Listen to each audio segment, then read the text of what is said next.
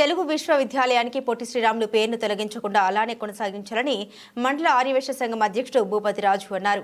ఈ మేరకు హన్మకొండ జిల్లాలోని కమలాపూర్ తహసీల్దార్కు వినతి పత్రం అందించారు.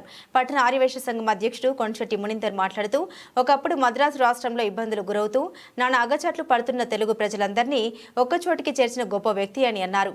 తెలుగు ప్రజలందరికీ ఒక ప్రత్యేకమైన రాష్ట్రం కావాలనే పట్టుదలతో 58 రోజుల పాటు అమరణ నిరాహార దీక్ష చేసి అసువులు బాసిన పొట్టి శ్రీరాములు పేరును తెలుగు విశ్వవిద్యాలయానికి కొనసాగించాలని తెలిపారు.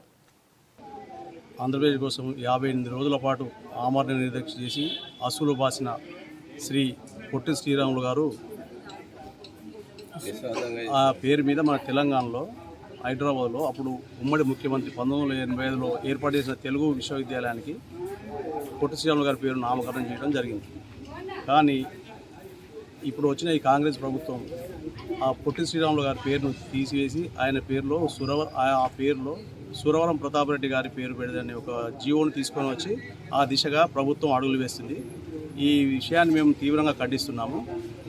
ప్రభుత్వం దృష్టిలో పొట్టి శ్రీరాములు గారు ఆంధ్రాకు చెందిన వ్యక్తి అనుకుంటున్నాడు, కానీ ఆ విధంగా కాదు. ఆయన చేసింది మొత్తం ఉమ్మడి తెలుగు ప్రజల కోసం. ఆయన ప్రాణాలు అర్పించింది తెలుగు ప్రజల కోసం, ఏదో ఆంధ్ర ప్రజల కోసం కాదు, తెలంగాణ ప్రజల కోసం కాదు. ఆయన ఆమరణ దీక్ష చేసి ప్రాణాలు కోల్పోతేనే మనకు తెలుగు వారికి మద్రాసు నుంచి వేరుబడి ఉమ్మడి ఆంధ్రప్రదేశ్ అనేది ఏర్పడ్డది.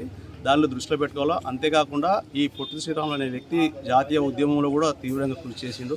అంటరానితనం అవన్నీ విషయాలు కూడా గాంధీతో పాటు ఈయన కూడా సత్యాగ్రహం కార్యక్రమంలో లాంటి పాల్గొన్నాడు.